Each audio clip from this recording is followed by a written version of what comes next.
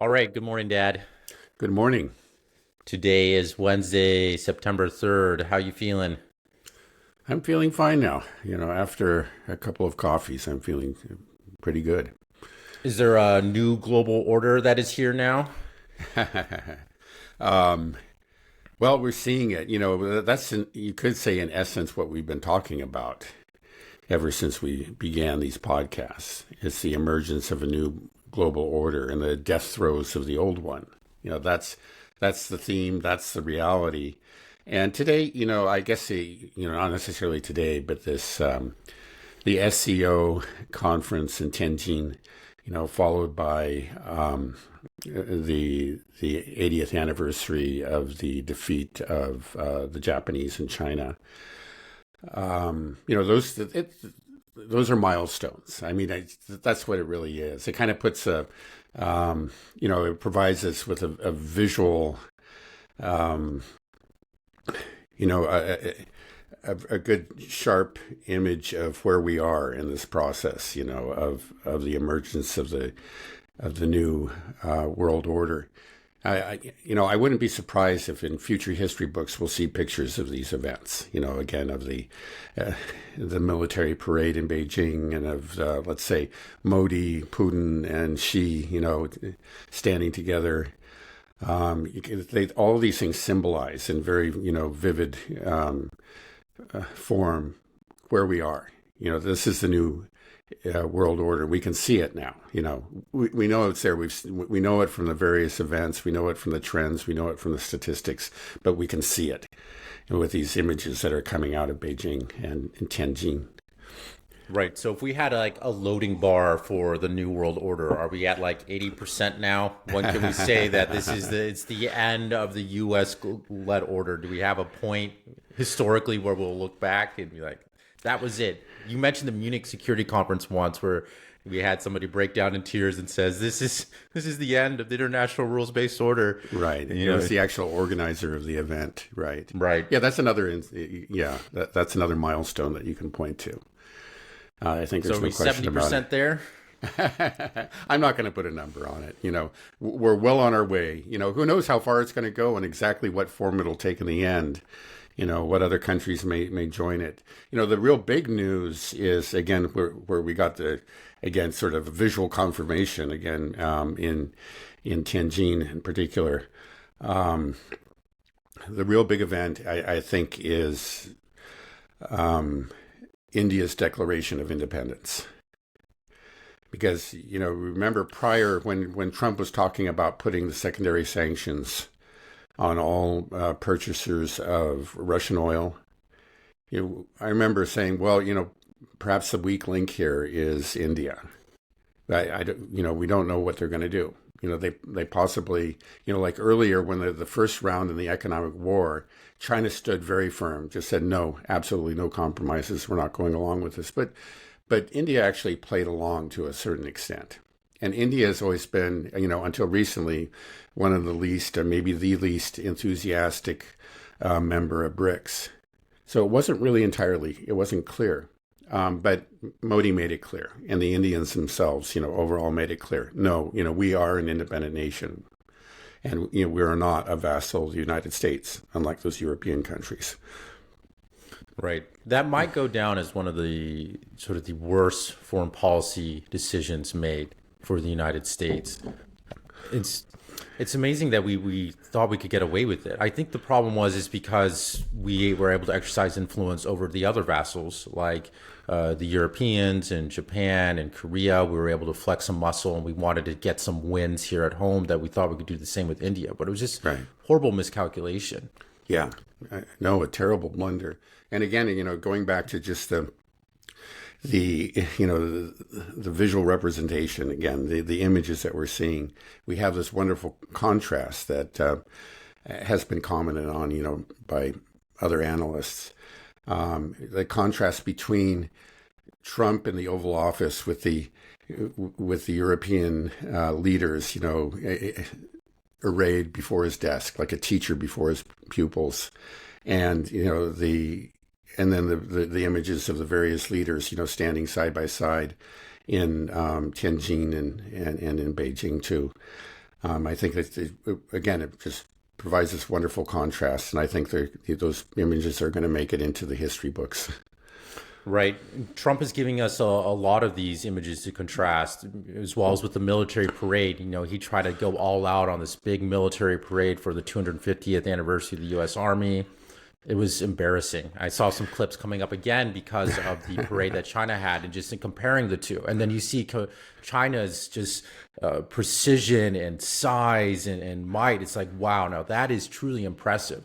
If you look at that military parade, it's like that's what I think Trump wanted, but we just don't have it. So it just, there's more and more contrast. And he's just forcing everybody to take a side. And when you're making that decision, it's just like, well, you know where you're going to go unless you're completely subservient like the Europeans, which I just don't understand.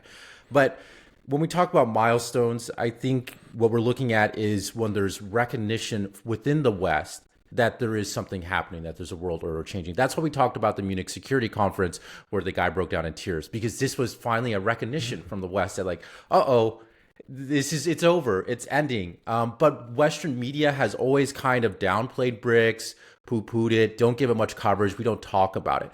But now I think it's starting to break through. So I was watching some coverage and just on BBC, and I saw some clips on X. I'm going to play two for you now. Sure. One is from CNBC and the other one's from CNN. So we'll start with the CNBC SEO coverage first.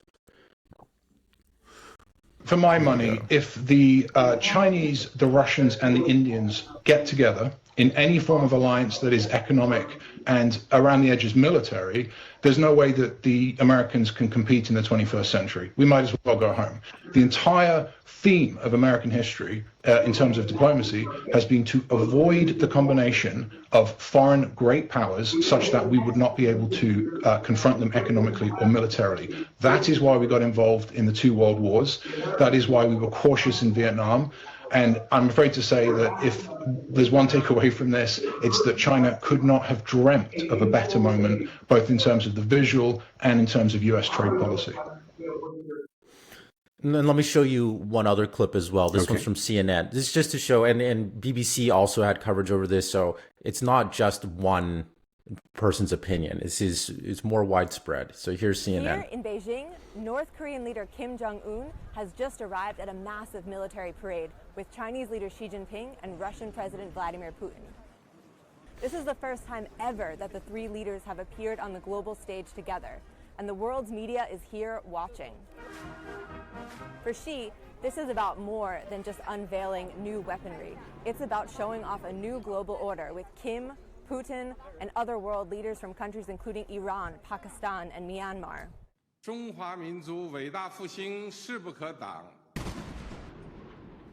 As those troops and weapons roll past in Beijing, this show of military might and new global alignment is in direct challenge to the West, with some experts even calling it an axis of upheaval.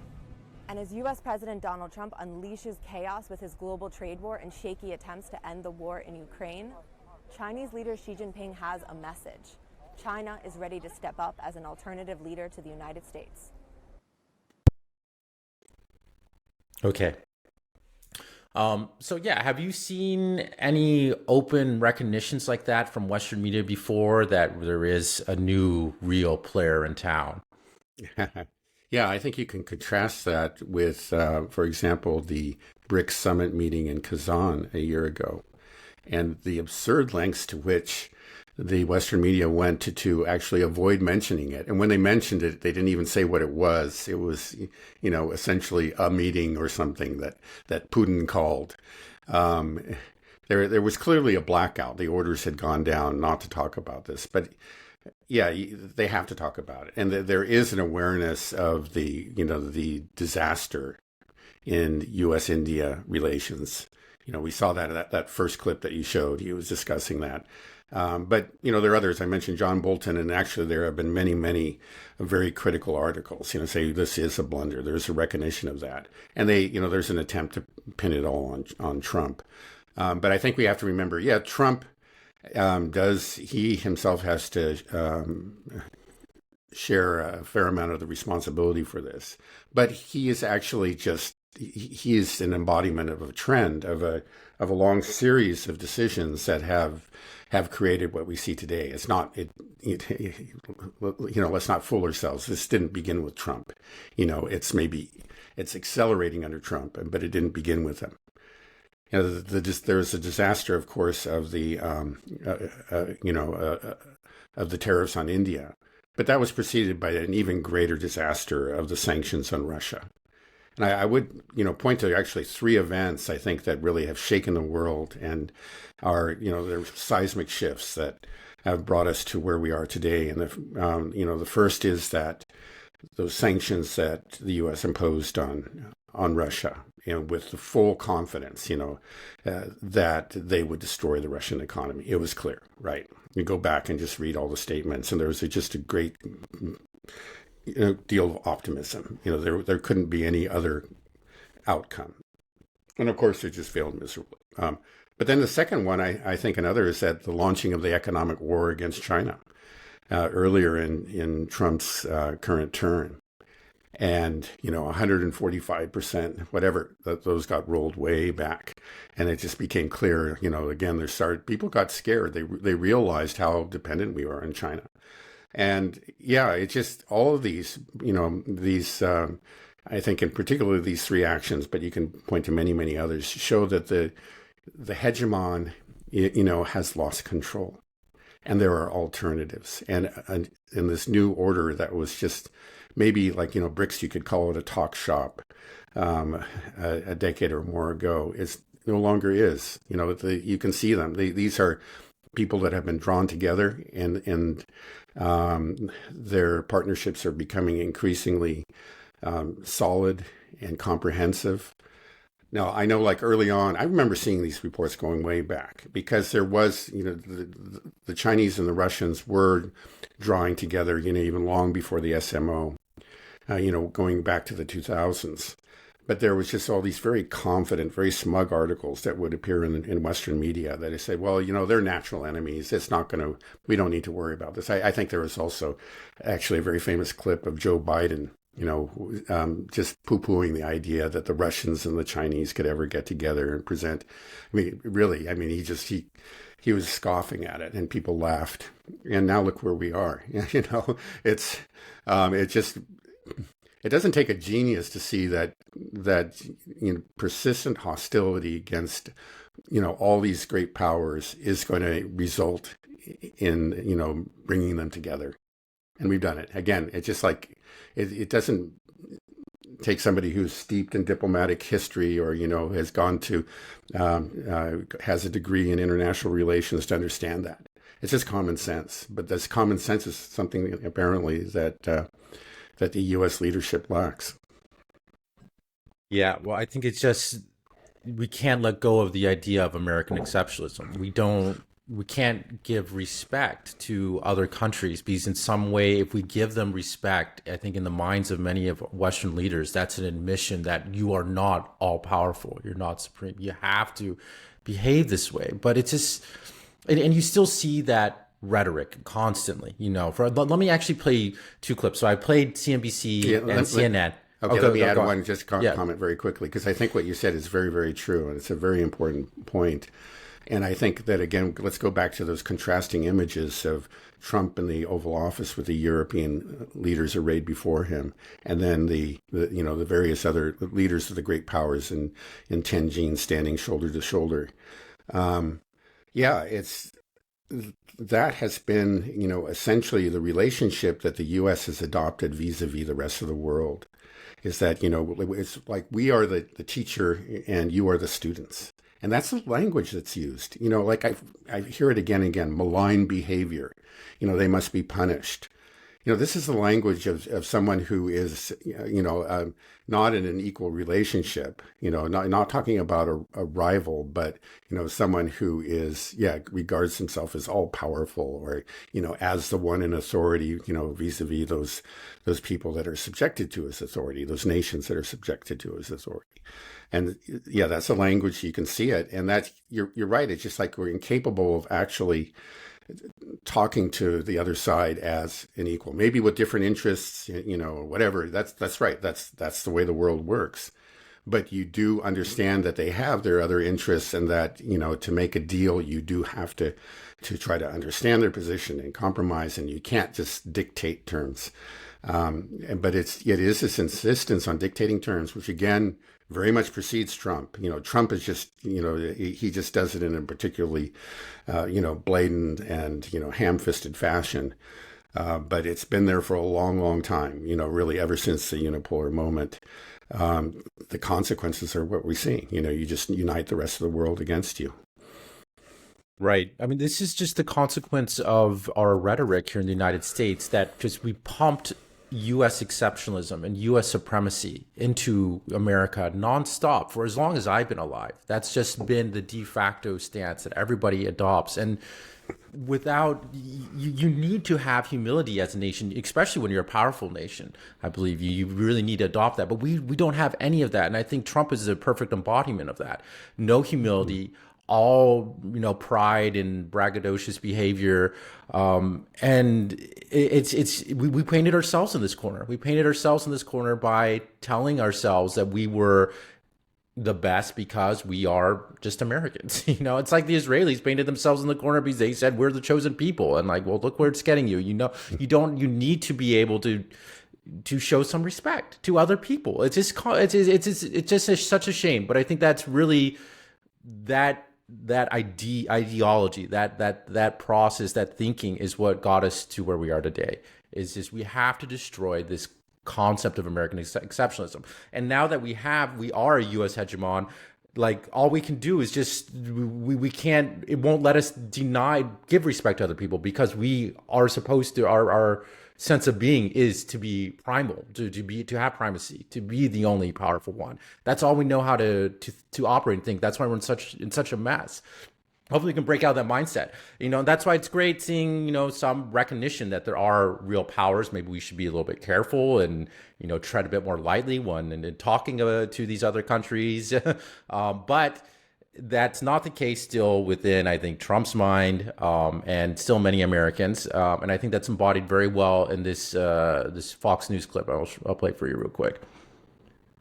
And despite this sort of pitiful Shanghai Cooperation Organization meeting that's going on with all our least favorite characters, Xi and Putin and Modi and the rest, Trump has plenty of options. Number one, those secondary sanctions. Yeah. I see these leaders trying to close ranks and gang up on Trump, but it is not going to work. Oh, you scared? Yeah, it's just so absurd. It's hard to believe I heard what I just heard. Yeah, this is pitiful. I mean, it's the type of rhetoric that we talked about earlier, how like 10 years ago or with the BRICS, but it's just like, open your eyes, woman. Like, what are we doing here? It's like, right. Who are you going to believe? Your lying eyes or, but it's. I think it's just part of this also sycophantic culture that we've developed around the president that's created this problem too. So they know that this is Trump's news source. We got to tell him exactly what he wants to hear. And I know I'm going a little crazy with the clips today. I just got one last clip I'm going to play with you with Trump talking about the SEO and the military parade. China's having a massive military parade that President Putin and Kim Jong-un will be attending. Do you interpret that as a challenge to this? And are you concerned at all about those countries trying to be some sort of counterweight? Not at all. China needs us, and I have a very good relationship with President Xi, as you know. But China needs us much more than we need them. No, I don't see that at all, no. And I had actually a very good meeting with President Putin a couple of weeks ago. We'll see if anything comes out of it. If it doesn't, we'll take a different stance. Okay. Yeah. So. Yeah. Well, China needs us much more than we need them. That's just absurd. If that was true, you would have won that economic war. You wouldn't have backed down. How does China need us? Okay, yeah, there's some dollars to be earned, but these dollars are becoming increasingly suspect. But yeah, we're talking about now maybe 2% of the economy for China. And they can make everything that they want. They can get all the energy they need, from Russia. They do not need us. There was a time when they did, like 20 years ago. I think you would see a very, very different, much more suppliant cautious attitude from China. But it's because they don't need us that they completely disregarded the threats that came from, the tariffs that were slapped on them. They just, they held firm because they know that they don't need us, and we do need them. It's not just the rare earths, but there's just all kinds of components, that we're utterly dependent upon, and we all know it, including our own MIC. So he just, he doesn't know what he's talking about. He's living in the same kind of la-la land as that guest on Fox News. Do you think he really doesn't know, or he just feels like he has to say this? He went through this. He went through this. He must know because you notice, for example, that when he slapped the punitive secondary tariffs on India, he did not do it to China. I think it was his advisor says he can't. Man, they can hurt us, so he didn't. Right, he just did it. He added the extra 25% on India, even with the exemptions carved out. That's what he did. And the fact that he didn't do it to China, I think, tells you something that, at least on one level, he understands. But he just can't, I guess he just can't abandon the sense of being the God Emperor of the world. I mean, that's just something that is... And again, it was not just him. Think about, Joe Biden when they ask, can we actually be waging two different wars at the same time against great powers? And he says, basically the answer is, of course we can. We're the US of A, right? This is something that I think they just cannot let go of. They don't want to be the president that finally admits it's not true. Yeah, well, there's going to be a lot of long-term consequences from these actions. But I think part of the reason a lot of people aren't waking up is because we don't see them developing right now. But I'm just thinking the hostility towards India, putting India together with China, right there in itself, we're talking about that's the labor capital of the world. That's it. I mean, that's where if you want something built, get something done cheaply, manufacture something, this is where it is. This is where all the people are. We're talking about 40% of the world just with those two countries, and they build everything. They have the supply chains. So in the future, you don't want to make those people your enemies. That's something you need to maintain a healthy relationship with that. But then also, I'm just seeing like with Europe, I think you saw the announcement that the Power of Siberia 2 investment is gone through. So this was a pipeline that originally was designated to go to fuel Europe. This was supposed to be Europe's lifeline, along with Nord Stream, all this gas from the Arctic. Now it's being rerouted completely to China. And like that consequence, that's a permanent change.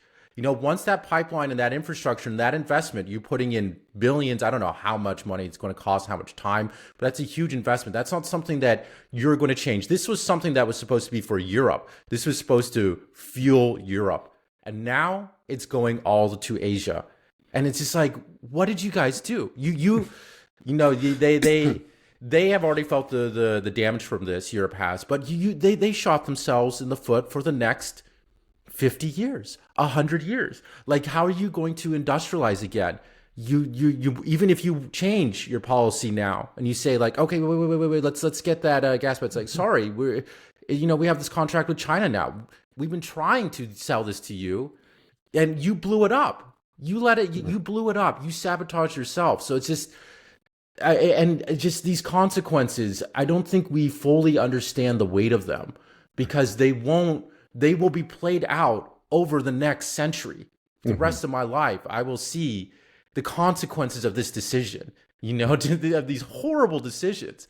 Yeah, it's mind blowing. I don't understand. Like, I'm upset and I'm not even in Europe. Yeah. I'm not a European. I'm just wondering, like, I have a lot of friends in Europe and I'm just like, why aren't you guys taken to the streets? I would be so pissed. I would be so pissed at America because America made you do this, and your leaders wanted America it's kind of weird. It seems like the European leaders almost hate themselves more.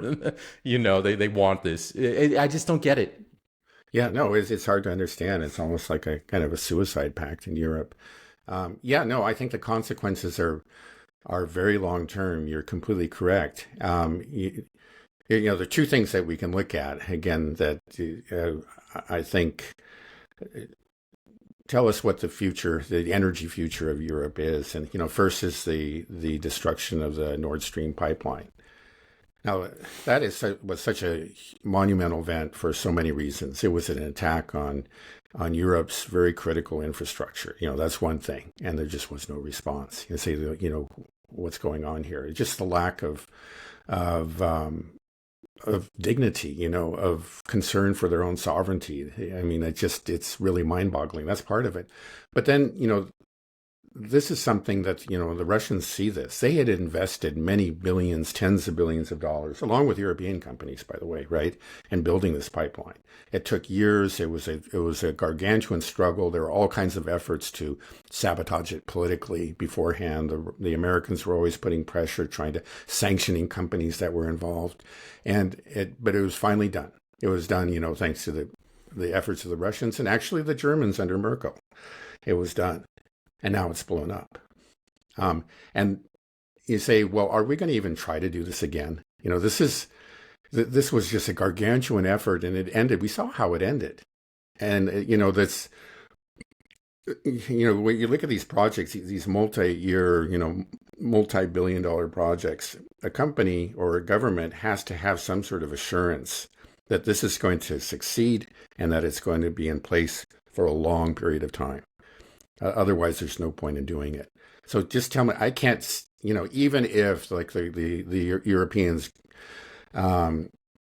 just completely come around and make peace with Russia, there's going to be just huge obstacles to ever doing this because they know that those, I don't think this, they know that those powers, especially the United States, does not want to see it happen.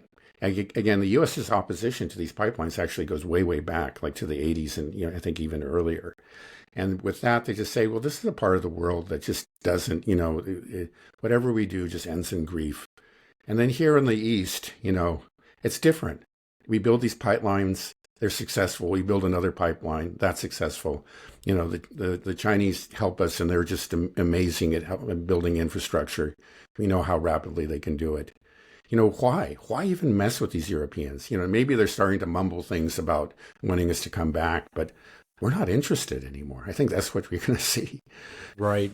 Yeah, no, I think the bond now between Putin and Xi is so strong. And I think it's because the Chinese are very excited about this.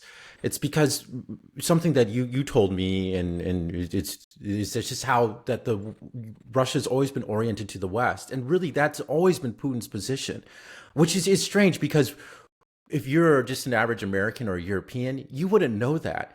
We've been so effective with the narrative control that even myself, I just always assumed that, Russia doesn't like us. They're somehow antagonistic and they're an enemy. We had the whole Russiagate hoax for 4 years, and I think many people's mind it's just true, and even me, I was just like, well, I guess there's something there. There has to be something because they just talk about it so much. It can't just be complete bogus. And then you find out that wait, not only is it complete bogus, but Putin was wanting to be part of NATO. He was, wanting to integrate with the West. He had this whole idea of a greater Europe with Russia being part of it, and didn't want to orient himself to China. And now to see Russia move over, I think Putin, she's just like, great, thank you. Yes, this is, welcome. You've always been wanting to gear everything this way, and all of a sudden they just move the other way. It's got to be so reassuring, and also just for Putin as well, knowing that we got this huge land border, huge manufacturing base. If we're going to be in a conflict with the West, having the world's largest manufacturing plant right in your backyard makes you unstoppable. It's just the perfect synergy. So I think they're very excited, and I think Modi is too. I think he's just comfortable finally of being forced to make that decision. It's like, now I'm in this camp, and everybody can see it that this is the future now. This is where we're heading. Yeah, no, I think you're right. It is the new multipolar order, taking shape before our eyes. And I think, it's important to emphasize that it's very, very different from, what led to the Cold War. what led to the Cold War is probably above all really there's the end of the World War II, the great victory of the Soviet Union, the creation of the Warsaw Pact in Eastern Europe, but also the fall of China to the communists. And so there was that we had the Red Scare. This was a huge portion of the world had become communist and had an ideology that was very hostile to us, a revolutionary ideology that was committed to overthrowing capitalism. That's how the Cold War began. This time, you have some of the same players, right? You have the Russians and the Chinese side by side, but they're not espousing a certain ideology, or even defeat of the rest of the West, or exporting any kind of revolution. It's really the opposite. We're the ones that have become the ideologues. We're the ones that, insist on other countries conforming to our code of conduct, whether it's in LGBTQ or whatever, or certain kinds of elections, so that this has become, increasingly, at least the apparatus of democracy. We can see that that's kind of a joke, especially if you look what's happening in Moldova now. But again, there is, actually a lot of the principles that we supposedly care so much about, the human rights, we talked about this last time, they used to be kind of central to our soft power. They're diminishing. It just seems increasingly that it is about Western hegemony and just submitting to our order. That's becoming, the core of the ideology. I guess it wedded to a certain sort of, woke ideology, as far as social policies go. We've ruined. We're the ideologues, rights. and there you look at those, like the three of them, Putin, Xi, and Modi, standing side by side. These are three very different countries, three very different civilizations. One is Christian Orthodox in orientation, the other is Confucian, the third is Hindu. Very, very different places. And, right. There's no effort to push one or the other, or just say, we respect our different civilizational paths. That's what multipolarity is all about. And that's something that we cannot respect, apparently, in the West.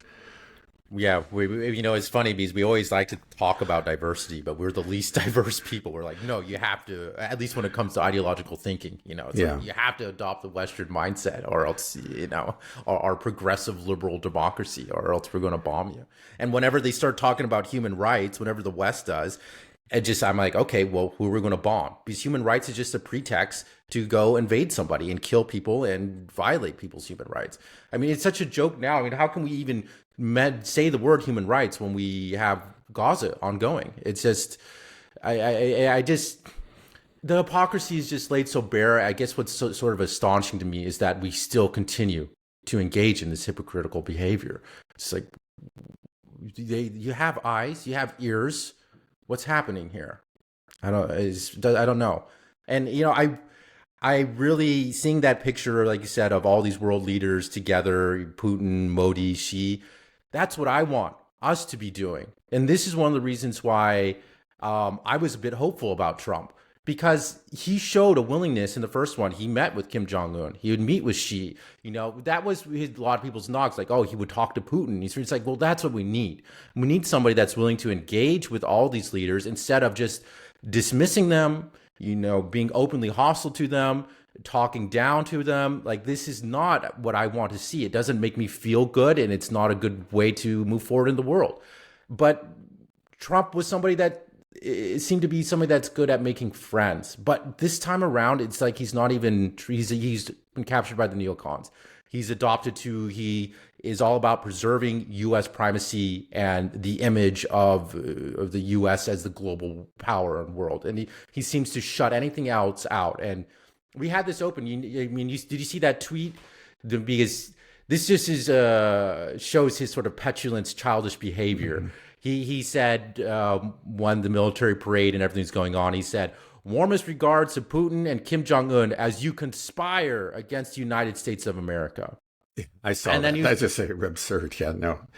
Right. This is the exact type of behavior we're talking about. Like this is the what are you doing here? And he calls on Xi Jinping to acknowledge the U.S. contributions to China's World War II victory. And I saw some people on Twitter like, China, well, we won that war too for them. It's like, No, what we is this didn't. attitude? This is Right. but this is the problem. This complete lack of humility in the United States, complete lack of self-awareness. It's destroying this country, and I hate just the military braggadocious bros here that we kick your ass, we're number one. Just like, but it's childish. It's stupid. It's childish. It's not befitting behavior of a mature adult. Mm-hmm. Yeah, I don't know, you're but I don't right. have a I agree. question. Yeah, I know. It's entirely true. Again, the truth is that within China, the Soviet role just far outweighed the American role. The Americans provided some support to the Chiang Kai-shek government, which during World War II was in a kind of an uneasy alliance with the communists against the Japanese. So there was support provided, but it was nothing compared to what the Soviets did, especially, in after the fall of Europe. They struck the Guangdong army of the Japanese and essentially brought the Japanese empire to an end. I know a lot of historians, American historians, argue that it wasn't, in fact, the atomic bomb that caused the Japanese to surrender, but it was that Soviet strike against their forces in northeastern China. So yeah, I mean, and then we go back to Europe. Again, Trump doesn't seem to be aware of this either, but like you've pointed out, 83% of the German casualties were suffered on the Eastern Front. It was the Soviet army that won that war, and we played an important role, but it was an auxiliary role. That's the truth of it. Again, this is not some sort of really even revisionist history. Mainstream historians, anybody that's any historian that's at all honest, acknowledges this. It's just a well-established fact. But that's not the kind of education that Americans receive. You can see that Trump is kind of a product of that education, and maybe it's not so much in school, but movies and whatever. It's just a sense that we were always number one. We did everything. We had important contributions. We should be proud of things that we did, but there's no reason to slight other countries. Right? They're even greater contributions. Right. I mean, it's just, why would you say something like this? They're celebrating their victory. The Japanese committed horrific atrocities upon the Chinese, and this is something for them to celebrate. And you try to make it about yourself. Well, why? What about what we did? We won that for you. It's embarrassing. Yeah, it's embarrassing. It is. It really is. Yeah, I wish I knew more of that history, and I should, because my grandpa, your father-in-law, was in Chiang Kai-shek's army, right? And correct. Do you know what? I don't know if this is the time to discuss family history, but I don't know exactly his role, what he did, and the fights. And can you tell me just a brief little history of that war and what? What he was doing? I won't get it. Yeah. He was a medic. Right. Again, I mentioned that during World War II, both the Chiang Kai-shek's forces joined with the communists to fight the Japanese. But as soon as the war ended, the civil war between the two of them broke out again. And of course, the communists won that war, drove the nationalist force led by Chiang Kai-shek to the south and eventually to Taiwan. And he was part of that. He was a medic in that army. I think he actually had a bullet scar in his back, a wound that he suffered during the fighting. And he ended up in Taiwan with his brother. And when they first got there, the officers told him, we'll be here for a couple of weeks and then we're heading back over. And then that became a couple months. And they said, well, it'll be another couple months. And then after a certain period of time went by, his other brother told him, I think you need to look for a new wife here. He had a wife back in mainland China, but he said, you're never going to see her again, which was true. So he married my future mother-in-law and settled down in Taiwan. And he's one of many hundreds of thousands of soldiers and other people attached to Chiang Kai-shek who came across the strait to Taiwan in 1949. Yeah, I mean, I only met him a couple times, but I always remembered he did not like the Japanese. He was an old man, and he would still say "Ruben Gui," these Japanese devils. It was like this hatred runs deep. Right, and that's a hatred that crosses the political divide between the nationalists and the communists. That was always true. It's we don't need to get into because I think we'll go too far off on a tangent, but we'll leave it at that. Yeah, sure. Oh, well, just going back, I'm going to go back a little bit to how we kind of just rebuffed all these friendly advances from great powers, most notably Russia, while it was trying to integrate part of the West. Has that happened before? It just seems like such a bad move when you have a powerful country that is trying to be friendly to you, trying to support you and be part of your system, really, but not being a inferior partner, but just being a part of your system. They want to be part of this Western-led order. But we rebuffed them, and we willingly chose hostility. It was an open decision to say, you know what? I know you want to be my friend, but screw you. We're just going, we hate you. And that's just our policy, and that's it. And that's really more or less what happened, right? Yeah.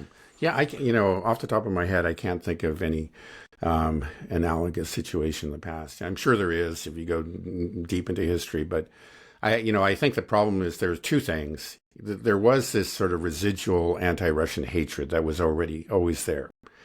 I know Jim Jatras points out that, he was in the State Department and he thought it was all anti-Soviet. But then when the Soviet Union fell, he found that there were a certain number of people, like within the State Department, that were just equally hateful of Russia. And he realized it was anti-Russian hatred that was really driving the anti-Soviet hate for a fair number of people. So there was that. And then, but then there's simply the fact that Russia is too big to control. And then, like Russia did request to become a part of NATO, did want to integrate with Europe. That goes back, that precedes Putin. It goes back to Gorbachev. That's how he ended it. He thought that was his vision, that we could have a united Europe. Let's say from Lisbon to Vladivostok. Of course, that would go into Asia, but it could be a new definition of Europe in his mind.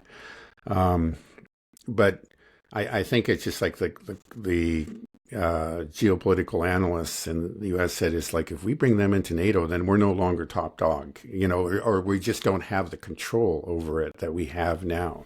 It would be a loss of control. You'd have to, cede some of your authority to this partner who is, equally or nearly equally powerful to you. And that's something that we just did not want to do. Yeah, but if you did do that and they're your partner and you can work together on things, then you're the most powerful. Then you truly are the most powerful military bloc, or you can definitely make that argument. Right. It's.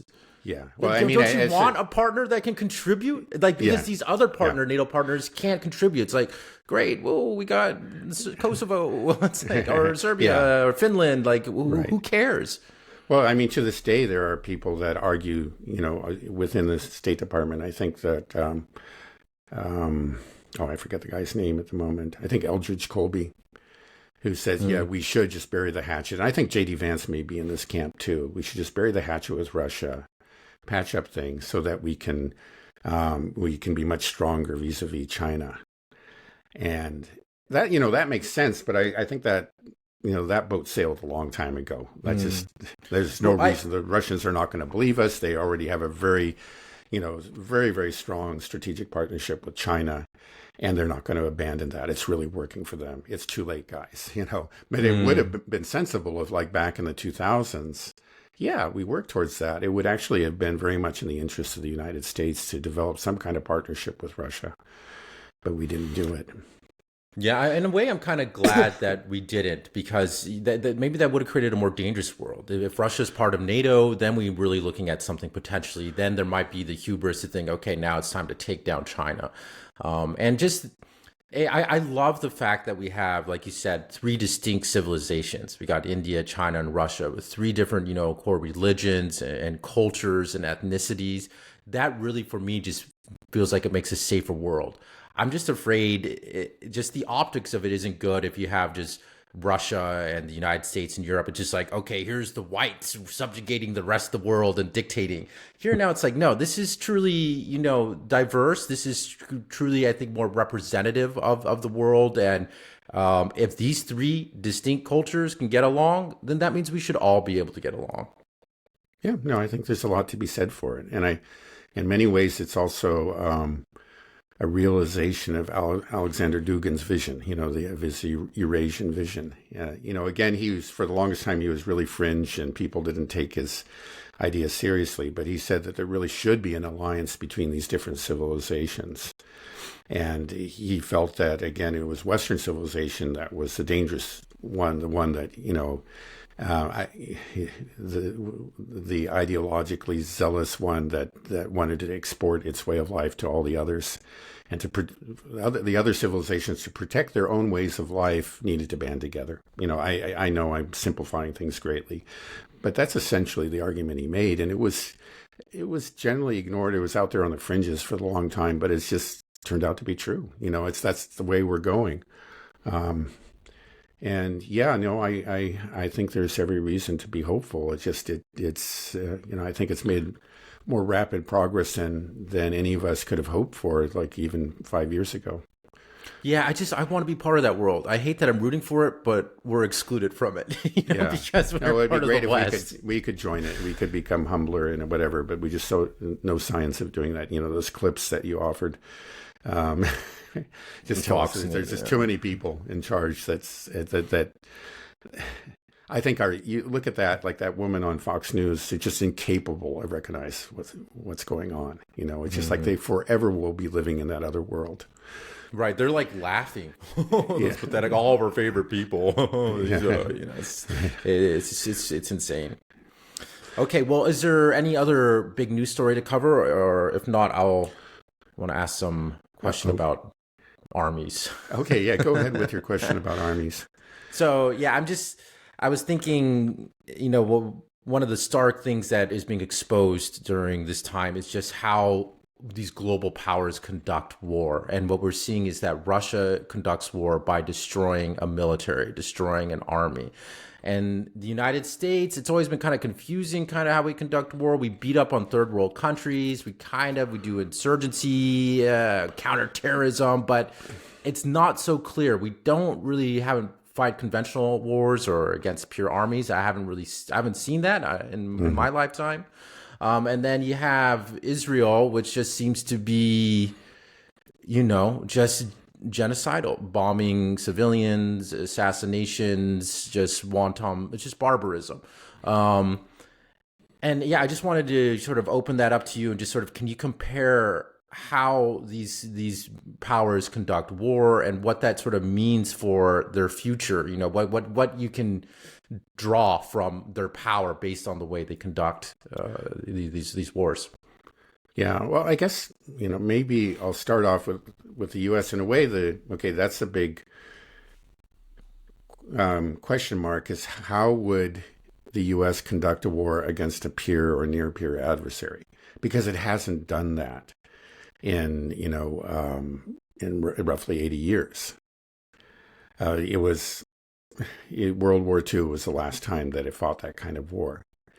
And since then, we've had, I guess, maybe perhaps you could say that during the latter part of the Korean War, we had to face off against the Chinese. Of course, the Chinese then was very primitive technologically, but they did have strong support from the Soviet Union. And apparently there were even some Soviet pilots flying planes in that war. So that was maybe the last time that we were, after the Chinese intervention, we were fighting a near peer adversary, and they fought us to a draw, and that's why we have the frozen lines of conflict there. But other than that, just nothing. All these wars have been against, greatly inferior third world countries, and the outcomes of these wars have not been satisfactory. We've talked about, I think in the most recent episode, we were talking about that. So how would they actually fight a war in this in the 21st century against a peer adversary? Are they capable of doing it? And it seems to me that actually the you could say two things about the U.S. military is that it's really geared. It's first of all, it's living in the past. We still are investing a lot in the old technologies, in the navies, and in armor. Tanks. And yeah, exactly. And like the Russians are discovering that those mainstays of past wars are perhaps even obsolete.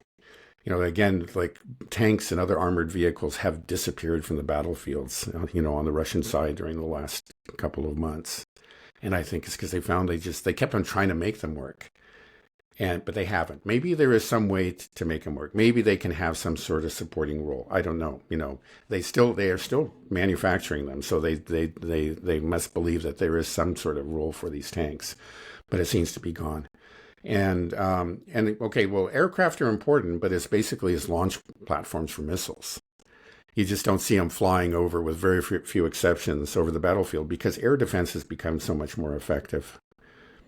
That's changed things. And the thing is, like, we have invested a lot in armor, and then ships too have become very vulnerable, both to aerial drones, but also surface drones and underwater drones as well. They've become very, very vulnerable. And, so the Russians they still have their ships. They use them as launch platforms, but they have moved them, farther from Ukraine. They're over on the eastern side of the Black Sea. But these are all things where we have invested a huge amount of money into these kind of things, right? Because it's part of the old way of doing things. And maybe they're still, like, aircraft carriers are very useful when you're going to launch an attack on a poor country like Venezuela, for example. Though we don't have an aircraft carrier off the coast yet, but those are the sort of things that you use when you're going after a third world country, a country that really can't fight back, except that when you get on the ground and small arms and guerrilla warfare plays a much larger role. At that point, then we ended up in trouble, because our aircraft carriers and our F-35s and so on and so forth really don't do us much of any good. It becomes a much more equal fight once you actually get on the ground. What happens if we actually do get into a war? The U.S. gets into a war, let's say, with China, and what if the Ukraine war is any guide? And it's the best guide that we have. It's the 21st century war with U.S. weaponry. Yeah, right. It's just that, first of all, as you point out, U.S. weaponry has shown itself to, not to be entirely useless, but not to be nearly as effective as we imagine. One thing after another, one system after another has failed. Each was supposed to be a game changer. I think maybe like the most laughable one was the Excalibur artillery shell. It was a GPS guided artillery shell, and each artillery shell cost $100,000. And we gave them to the Ukrainians, and he said, you'll just completely, you can decimate the Russians with this.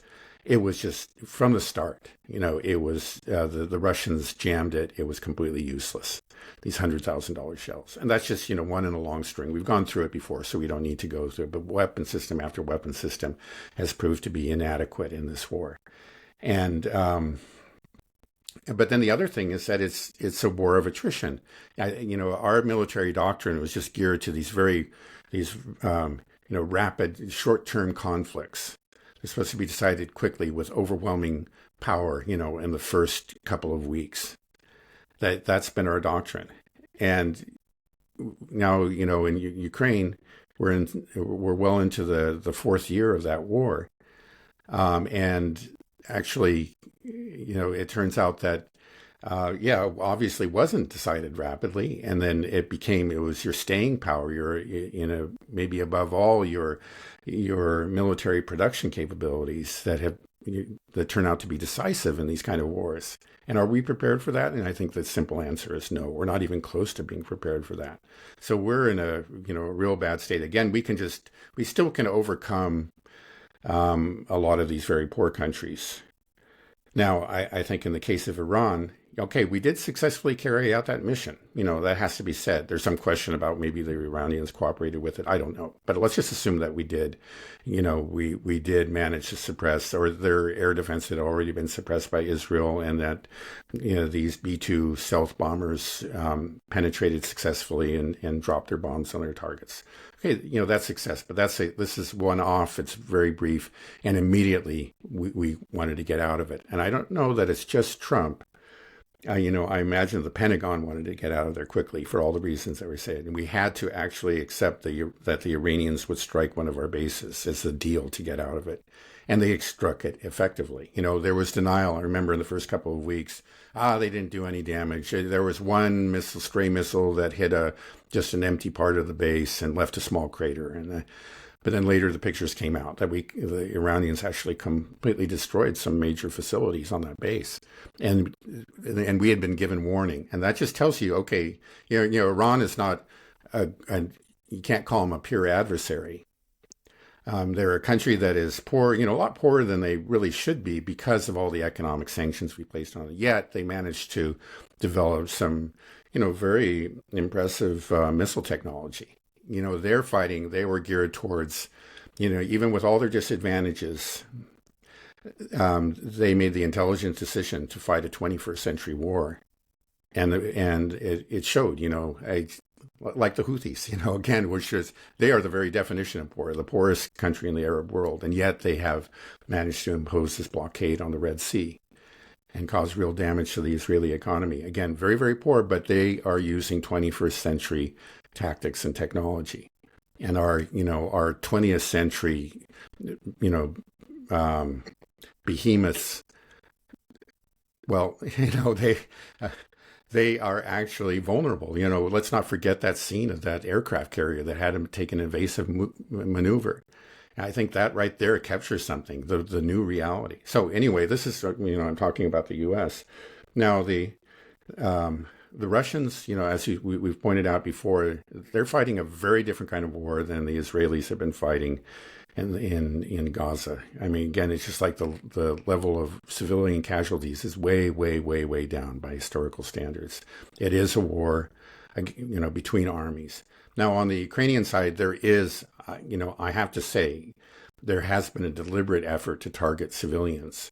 But thank God they actually just don't have the means to do it on a large scale. We're talking about largely, FPV drones, the occasional HIMARS missile, which may sometimes kills 20 or more people at a go. But those are increasingly rare because I think they're running out and they're being jammed with ever greater frequency or effectiveness by the Russians. There is an effort to kill civilians by the Ukrainians, to kill Russian civilians. And that actually preceded the launch of the SMO. It was a fact of life in Donetsk city, for example, for many, many years. And thankfully only now is coming to an end because the Russians are pushing them away from it. But yeah, you look at the overall casualties, it's something different. The Russians are fighting a war directed at a war of attrition that is directed at Ukraine's military forces and its military infrastructure, including dual-use civilian military infrastructure, and doing so very, very effectively. But this is a long-term kind of war. That's the way a war of attrition works. Ukraine's a very large country, and they have learned. They have adapted their tactics. They have, have developed new weapons.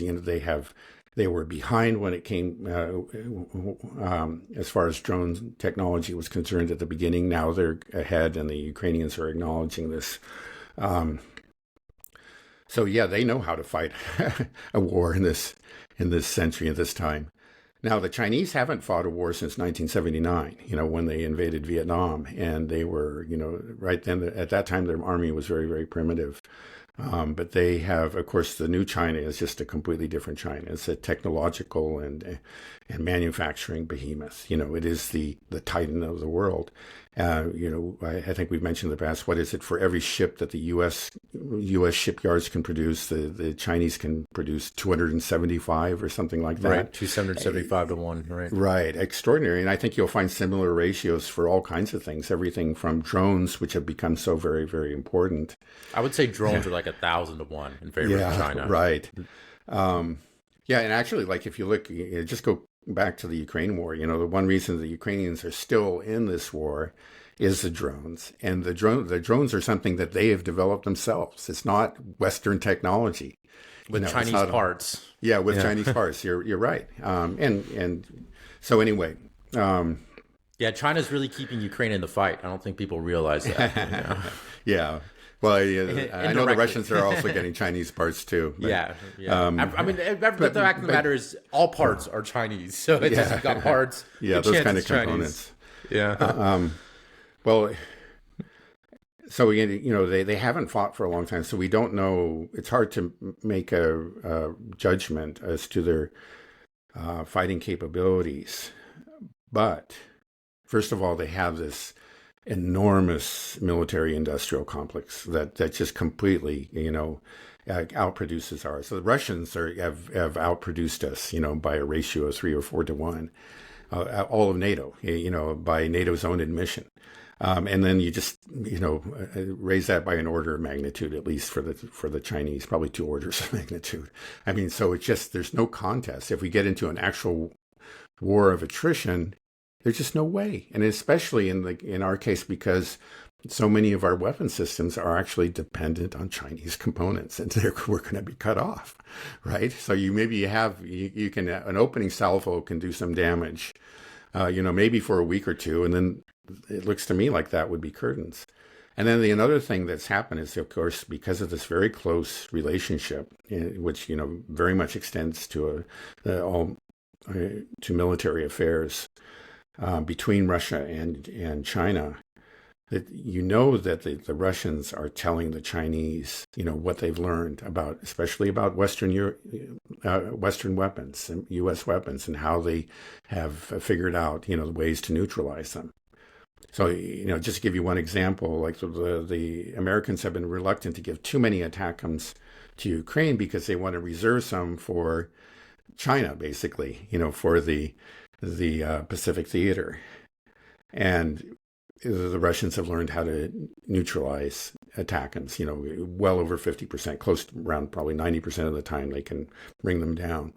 And don't tell me that the Russians haven't told the Chinese how to do that. So, like the Chinese have this huge manufacturing capability.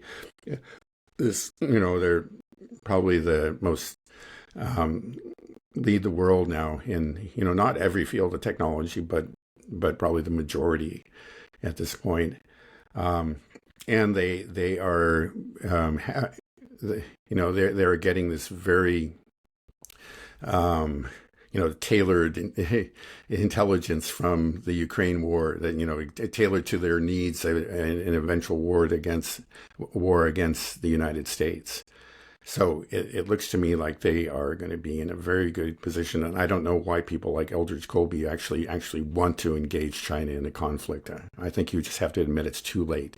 And what's the point anyway? Why do you need to be fighting on the other side of the Pacific? Maybe it's time to come home. And if you want to bully Venezuela, that's a really, I think shameful kind of behavior. But you can get away with that for at least a while. But you're not going to get away with bullying China.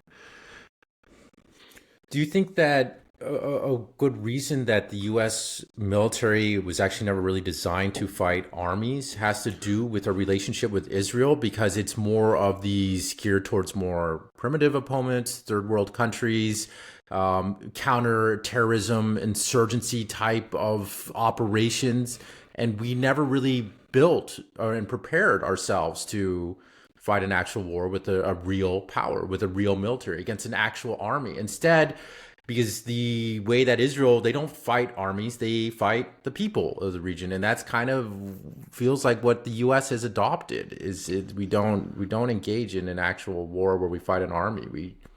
It's counterinsurgency, regime change. And that's kind of because of Israel. I don't know. Maybe I'm just tying the two. Think, there's some. Yeah, I think that there's no question that there has been influence.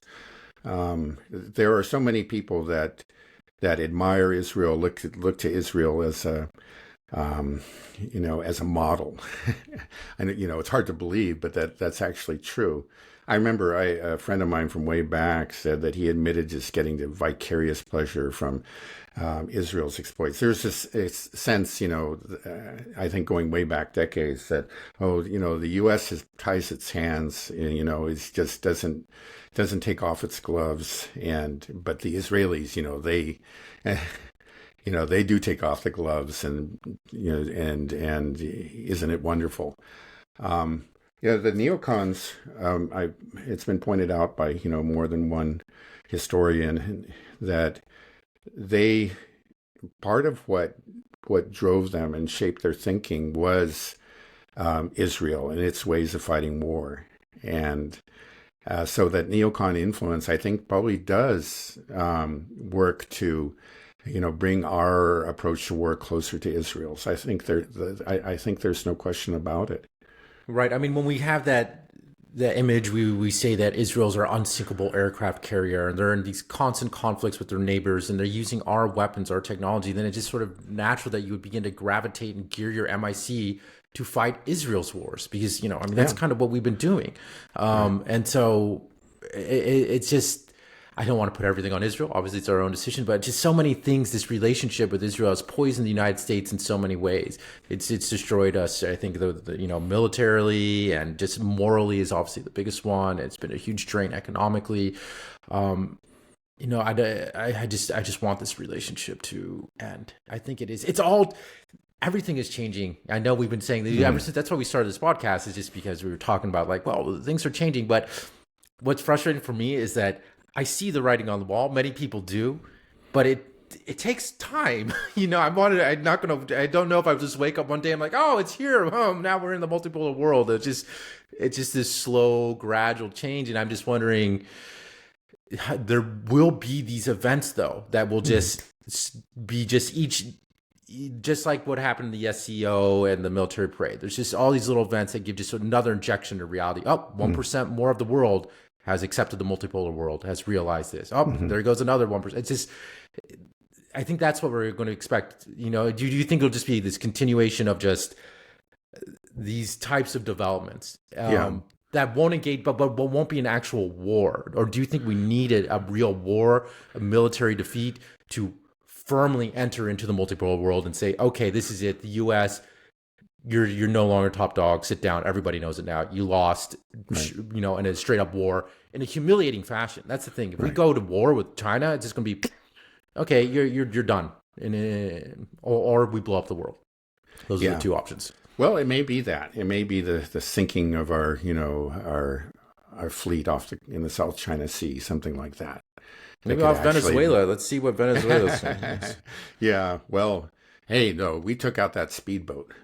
Or whatever. That's crazy. I mean, it's these types of things that this is exactly what I'm talking about when we say how we conduct war, and we brag about this. It's just like Trump tweeting about, we see these Houthis gathering around for a tribal festival to celebrate a religious holiday. Boom, they're all dead, bombed, and he just says they were going to attack America, I guess, over there in Yemen. That doesn't make any sense, and just a war crime. See here, you say that these are 11 narco terrorists on a speedboat. How do we know? You just say it, you blow it up. And if that's the case, if you're watching them, why don't you wait until they get to America? Because you said that's where they're heading, and arrest them, because it's a criminal thing. And then you could say, hey, who are you working for? Who are the other guys? Why would you just drop a police operation? Exactly. Right. And then why are they narco terrorists? What is? I don't understand. What is we just slap that label again on anybody that we want to go after. I think that's the answer. But what makes them terrorists? I'm sorry, and we don't even know if they may have been, some people on a pleasure cruise, or I don't know. Who knows?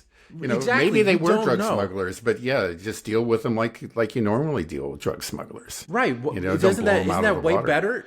Yeah. Right. And if you pull them in and then they say that, oh, yes, Maduro's having us do this big drug operation here. You get it. Wouldn't that be way better for your cause anyways? You just blew up a boat and you just said that they were terrorists. But where's the proof? This isn't how you conduct justice. It's a criminal thing. Arrest them. You have eyes on them. You know where they're going.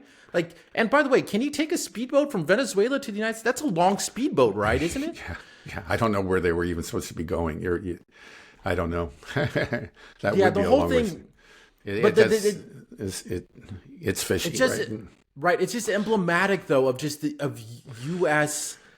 just horrific behavior that we just don't respect people. We don't conduct wars with any honor. There's no honor in this country. There's no integrity. And the fact that they celebrate it, that Trump tweets these things at the White House, look, we did this. It's like, you want me to celebrate that you just blew up a boat with 11 people, that you could have arrested them and, you just said that they're criminals? I don't know how you expect us to celebrate it, but so many people in America do. And it's a real shame. It's a real shame on these people that just, whenever they see it, they just love the fact that we blew up bad guys. It's it's a fifth grade mentality that there's just this good versus evil. That's also, I think, just a product of Western thinking, that everything is a binary. It's good or bad. And the Chinese don't look at it that way. I follow a lot of just Chinese social media and just what's going on in China. And something that's always interesting for me is when they're adjudicating court cases in China. It's never like, okay, you're guilty, you're not guilty. Like, there's an incident where a horrific tragedy where a child fell out of an apartment building and died, very high up. The family is trying to sue the project management building, the people that constructed it, the different people. And so, but the way that China adjudicates it says, okay, it was 85% the parents' fault. It was 10% the building development, and it was 5% the security or whatever it is. They adjudicate it like that. Like, everything is nuanced in China. And then same thing, like, how they talk about Mao Zedong. They say, he was 70% good, 30%. That's what they do. That's 70-30. That was from Deng Xiaoping, right? I think that's just a more rational, intelligent way to look at the world. Like, yeah, things aren't binary. There aren't just good and bad. So we take a look and we say, yeah, it's 80% this one, 10% this one. That's a very Chinese way of doing things. And I think that's a smart way of looking at the world. Yeah. Well, I think, partly it is, and in the case of Russia as well as China, it's a result of having gone through a period of ideological zealotry, when things really were black and white according to their leaders. And I think they learned their lessons about that, and they have come out of those periods with just a much wiser for it. And we, and it's I think it's our turn now to make that mistake, and we're going down the same path that they went down decades ago. Right. Nuance, folks. Don't just go all in. This is evil, this is bad. Although when it comes to Gaza, it's pretty sometimes binary. It is, right? There is evil in the world. Let's be true. Let's be honest about that. Right. But that's our side. That's what's crazy. It's like, we try so hard to say that we're the good guys when it's just becoming more and more apparent that we are supporting evil, straight up evil in Israel, and what they're doing in Gaza, and just our own actions. Pretty evil too. It's just, but we want to say that we are the good guys, and it's just. Like we said, who are going to believe the lying eyes? Seeing this obsession with, this certainty that we're the good guys, so-called, actually enables you to do evil things. Because you're the good guys, you're licensed to do whatever you want. I think that's the kind of thinking that should. No, you're good because actually you do restrain your behavior, and you act according to rules of morality and so on and so forth. But we've got this, because we're good, we don't need to actually consider those things. We're good, they're evil, so whatever we do is fine. And you go down that road, you become evil. Yeah. Well, there's a lot of soul searching going on. There are a lot of good people in this country and in the West that, but Yeah, we have been poisoned by hubris and the concepts of American supremacy and exceptionalism for too long.